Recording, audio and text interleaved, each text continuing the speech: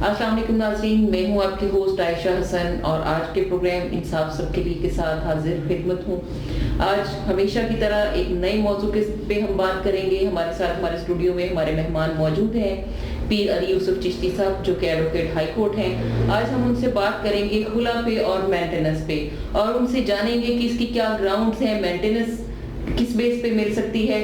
हम अपने स्टूडियो में अपने मेहमान को वेलकम करेंगे। जी अस्सलाम वालेकुम सर। वालेकुम अस्सलाम, कैसे हैं आप? अल्हम्दुलिल्लाह सर, आपके मिजाज कैसे हैं? अल्हम्दुलिल्लाह बेहतरीन। जी सर, आज हम बात करना चाहेंगे आपसे खुला और मेंटेनेंस पे। जी, तो उसके बारे में हमें काइंडली बताइएगा कि खुला का जो कॉन्सेप्ट है, इस्लाम में खुला की क्या अहमियत है और औरत कब खुला ले सकती है? इसमें फ़र्स्ट ऑफ़ ऑल तो मैं आपका बेहद मशकूर हूँ कि आपने मुझे यहाँ पे मदऊ किया और मुझे इस काबिल समझा। जहाँ तक इस्लाम का ताल्लुक़ है तो सबसे पहले हमें बैकग्राउंड में जाना होगा। कुरान पाक में वाज़े तौर पे मौजूद है कि हमने हर चीज़ का जोड़ा जोड़ा पैदा किया, इसी तरह इंसान का भी जोड़ा बनाया। इंसान जो है वो एक सोशल एनिमल है, जिसको अरस्तु ने कहा था ये एक माशरती हवान है और वो भी जोड़े की शक्ल में होता है। इस्लाम के अंदर और दुनिया के अंदर जहाँ दूसरे लवाज़मात हैं, इसी तरह इंसान के लिए को शऊर दिया गया। जहाँ उसको दीनी और दुनियावी तालीमात हासिल करनी है, वहाँ उसके लिए शादी और एक माशरे को तरतीब देना और घर बनाना उस पर लाजिम है। जी। अब जब इंसान की शादी हो जाती है, जो कि एक शरई अमल है और जिसकी वाज़े तौर पे हुक्म है कि हर इंसान शादी करे और जो है नस्ल इंसानी को बढ़ाए, जब हो जाती है तो वहाँ पे चूँकि हर जोड़ा जो मर्द और औरत है वो ज़ी शऊर है, तो जहाँ मर्द को ये हकूक़ हासिल हैं कि वो इख्तलाफात और दीगर अवामिल की बिना पर औरत को तलाक दे सकता है, इसी तरह औरत को भी इस्लाम ने ये हक़ दिया है कि वो अपना हक़ खुला इस्तेमाल करे। अब हक़ खुला क्या है कि औरत अपना, जब उसको मर्द के साथ कोई मामलात ऐसे होते हैं जो कि कानून और शरीयत में दिए गए हैं, उनकी बिना पर उससे अलहदगी इख्तियार करती है। जहाँ पे मर्द की ये ख्वाहिश होती है कि वो अज़-खुद तलाक ना दे, जब वो अज़-खुद तलाक ना दे रहा हो तो औरत को इस्लाम ने ये इज़्ज़त बख्शी है कि वो अपने तौर पे खुला हासिल कर ले। खुला का मतलब ये है कि कुछ देकर अलहदगी इख्तियार करना, जिसको खुला कहते हैं। सही।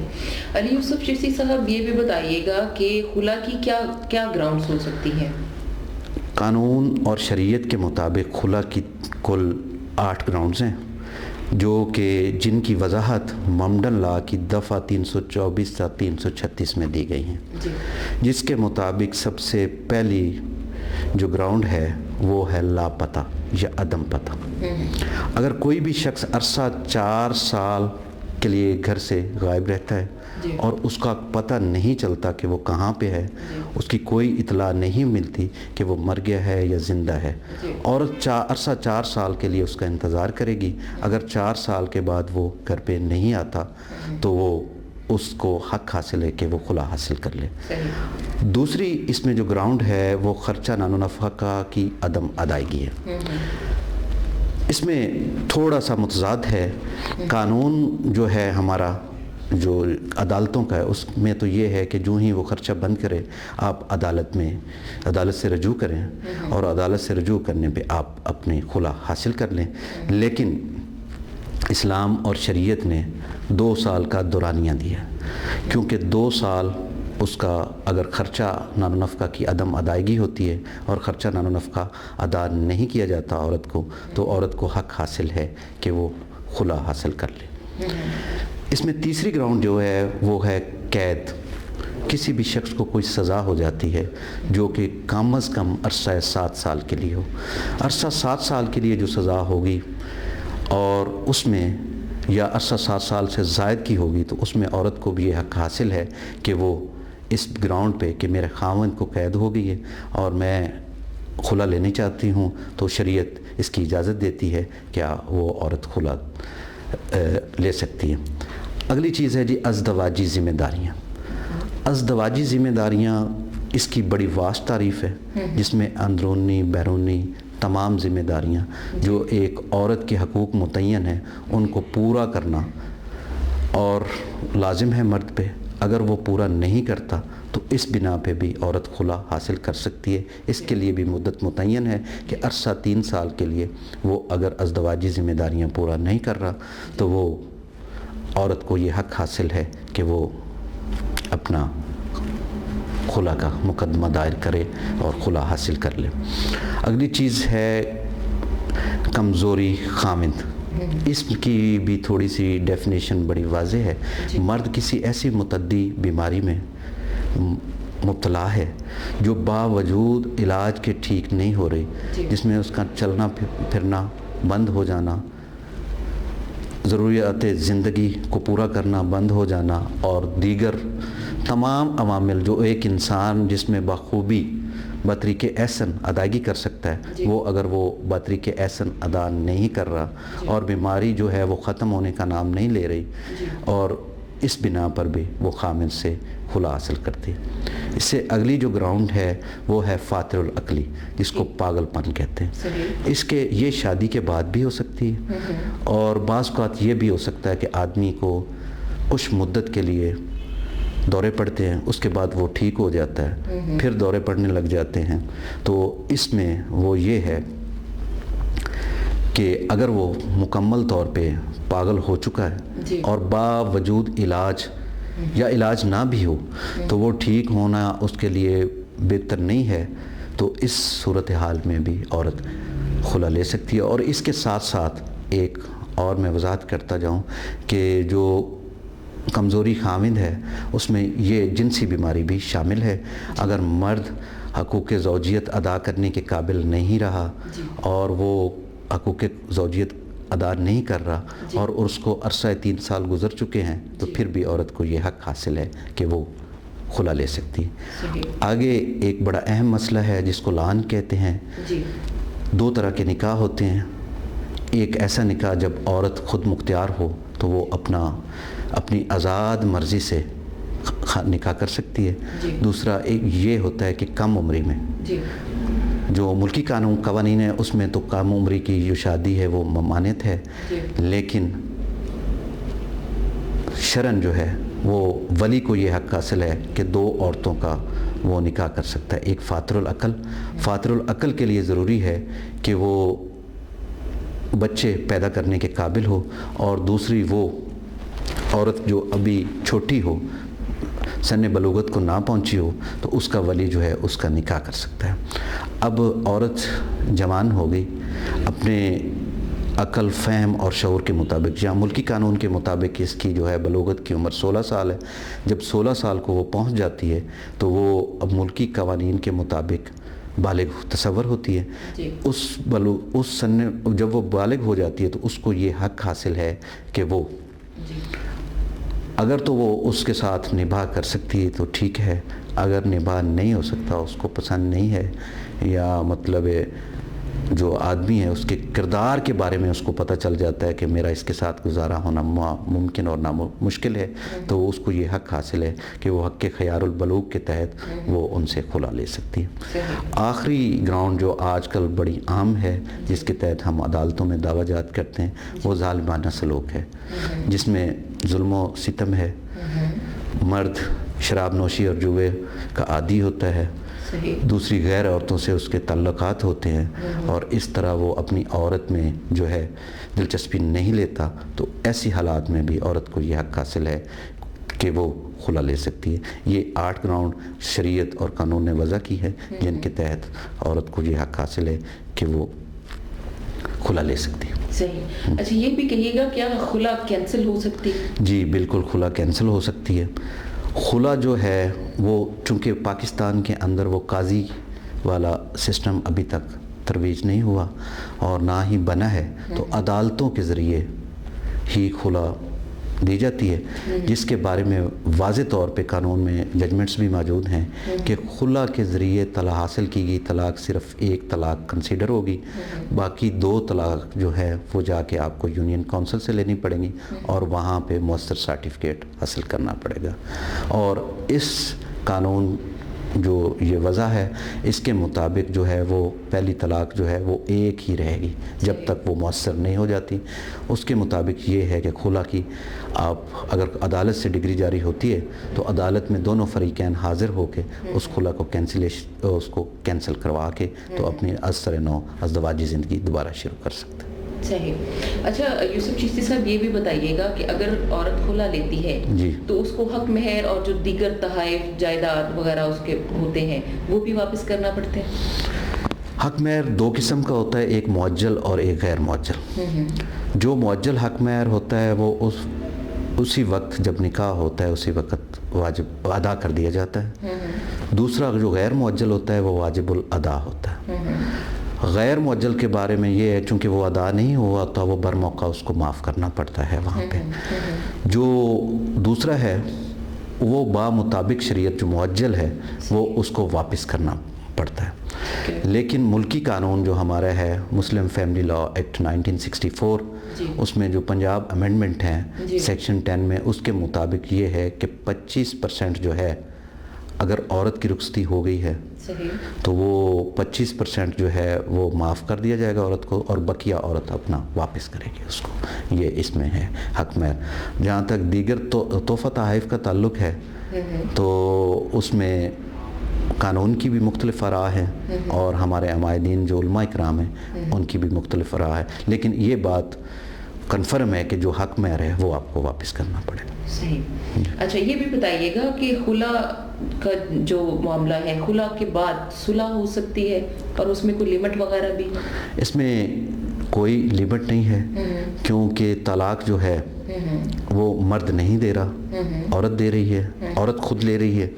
تو اس کے مطابق یہ ہے کہ اس میں کسی لمٹ کا تعین نہیں ہے خلا میں, اور اس میں یہ ہے کہ جب وہ ان کے درمیان کمپرومائز ہو جاتا ہے تو وہ جا کے اپنی ڈگری کینسل کروا کے از سر نو وہ آباد ہو جائے, بشرطے کہ ملکی قانون کے مطابق اگر سرٹیفکیٹ وغیرہ جاری نہ ہو سکا. صحیح. اور اگر سرٹیفکیٹ جاری ہو چکا ہے تو وہ بھی ان کو منسوخ کروانا پڑے گا وہاں پر. ٹھیک ہو گیا. اچھا مجھے مینٹیننس کے بارے میں تھوڑا ہم بات کر رہے ہیں وہ بھی بتائیے گا کہ مینٹیننس کیا ہے اور اس میں کیا کیا چیزیں آتی ہیں؟ اس میں اس کو مینٹیننس کو جو ہے وہ اردو میں یا اردو کی قانونی زبان میں خرچہ نان و نفقہ کہتے ہیں. جی. سب سے پہلے ان کا ذکر 2 سورہ ہیں جناب قرآن پاک کی, سورہ بقرہ اور سورہ طلاق میں ملتی ہیں. مینٹیننس کی کل 3 اقسام ہیں. ٹھیک ہے. ایک مینٹیننس وہ ہے جو مرد عورت کو دیتا ہے. دوسری مینٹیننس کی قسم جو ہے وہ یہ ہے کہ بچوں کا خرچہ نان و نفقہ ہوتا ہے.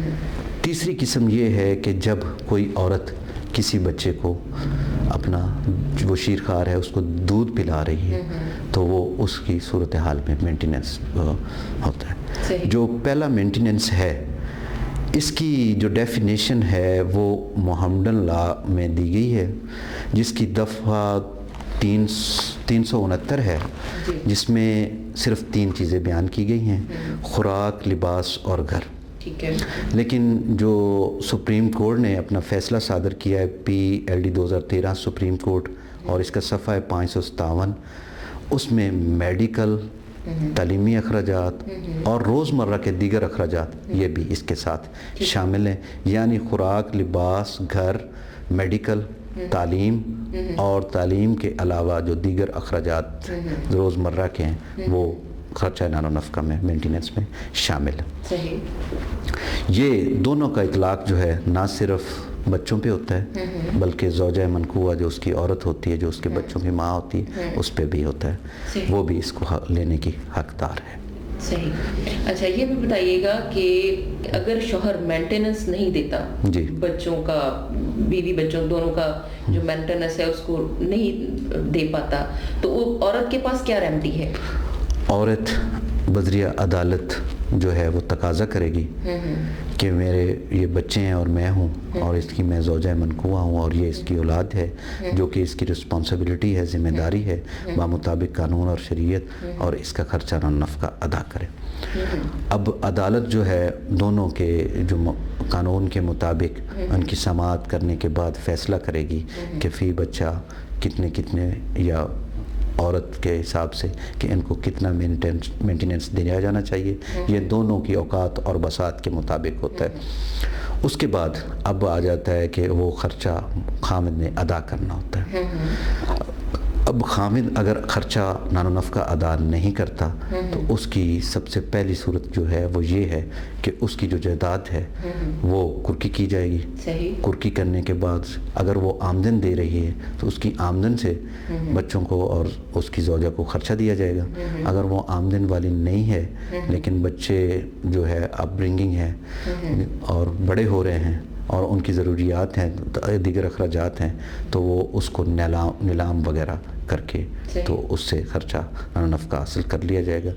تیسری جو چیز ہے اس میں یہ ہے کہ اگر یہ سارے لوازمات پورے نہیں کرتا تو پھر اس کے لیے یہ ہے کہ وہ خرچہ نان و نفقہ جو ہے اس کی بابت اس کو 1 سال سول امپریزنمنٹ ہوگی، قید ہو جائے گی۔ لیکن یہاں پہ ایک میں اور بات کلیئر کرتا چلوں کہ لوگ یہ کہتے ہیں کہ 1 سال قید بھگت لی، اس کے بعد یہ خرچہ ختم ہو گیا۔ یہ خرچہ ختم نہیں ہوتا۔ اگر پھر وہ زندگی میں کہیں اس قابل ہو جاتا ہے کہ اس کے ذرائع آمدن اور دیگر لوازمات اس کے اس قابل ہو جائیں کہ وہ خرچہ نان و نفقہ ادا کر سکے تو وہ اس کے ذمہ واجب الادا ہوتا ہے اور اس سے وصول کیا جاتا ہے۔ صحیح۔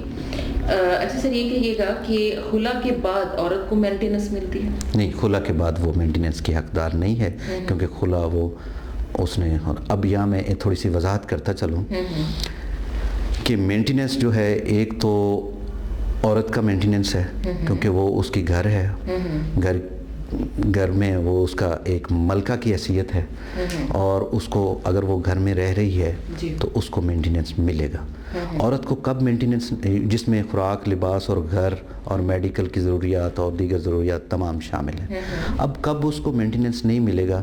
جب وہ نافرمان ہوگی، جان بوجھ کے اب گھر چھوڑ کے چلی جائے گی تو وہ مینٹیننس کی حقدار نہیں ہوگی۔ تیسری چیز میں اس میں یہ ہے کہ جب آپ کا suit for restitution of conjugal rights, جسے آپ دعویٰ اعادہ حقوق زن نشوئی کہتے ہیں، وہ اگر آپ کا ڈگری ہو چکا ہے تو اس بنا پہ بھی عورت خرچے کی حقدار نہیں ہوتی۔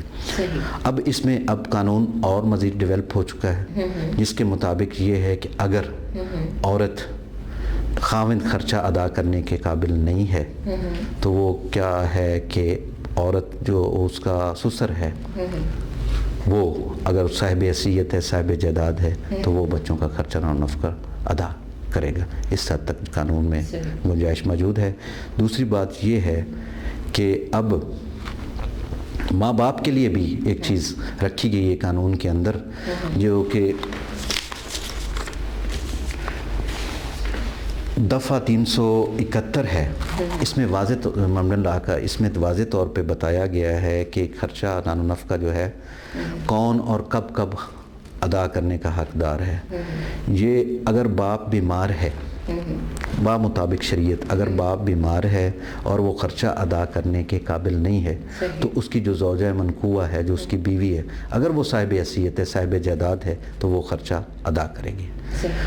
اگر دونوں نااہل ہیں، ماں اور باپ دونوں ادا نہیں کرتے ہیں تو بچوں کا جو دادا ہے وہ خرچہ ادا کرے گا۔ اب ایک چیز اور بھی ہے، قانون نے جہاں پہ عورت کو پروٹیکٹ کیا ہے وہاں پہ ماں اور باپ کو بھی پروٹیکٹ کیا ہے۔ اگر ماں باپ بوڑھے ہو چکے ہیں اور ان کا سورس آف انکم کوئی نہیں ہے تو وہ بھی عدالت سے رجوع کر سکتے ہیں اپنے بیٹا جو صاحب حیثیت ہے یا بیٹی صاحب حیثیت ہے تو اس سے وہ خرچہ نان و نفقہ حاصل کر سکیں۔ اب ایک بات اور ہے کہ خرچہ جو ہے وہ کس عمر تک حاصل کیا جا سکتا ہے؟ یہ اس کے لیے عام طور پہ بہت کنفیوژن ہوتی ہے۔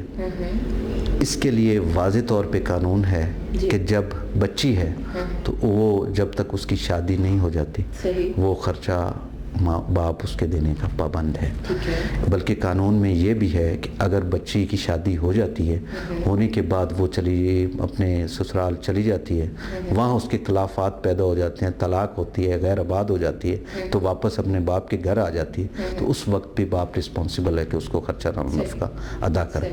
अब जहाँ तक बेटे का ताल्लुक है, तो बेटे के खर्चे नानो नफ़का के लिए कानून कहता है कि जब वो बालिग हो जाएगा तो उसके लिए आप जो बाप है वो उस हद तक खर्चा नफ़का देगा जिसकी गार्डियन एंड वार्ड एक्ट और दूसरे कवानीन में जो पाकिस्तान के अंदर जो है एज ऑफ मेजॉरिटी बलूगत की उम्र वो लड़के के लिए 18 साल रखी गई। 18 साल तक बाप पाबंद है। यहाँ पे एक और गुंजाइश कानून ने दी है कि जब लड़का 18 साल का भी हो जाए, उसके ज़ाती सोर्स ना हो, लेकिन वो तालीम हासिल कर रहा हो और वो अपना आप ना कमा सकता हो, तो उसके लिए भी बाप उतनी देर तक पाबंद है जितनी देर तक उसकी तालीम मुकम्मल नहीं हो जाती, बशर्ते कि वो साहिब जायदाद हो। ये इसके लिए कानून ने सारी वजाहत की है। जी, बहुत शुक्रिया सर आपका। जी नाज़रीन, आज के प्रोग्राम से बस इतना ही। एक नई प्रोग्राम और एक नई मौजू के साथ फिर हाजिर होंगे। तब तक के लिए अल्लाह हाफिज। सब्सक्राइब करें हमारे चैनल को और देखते रहिए अब तलक न्यूज़।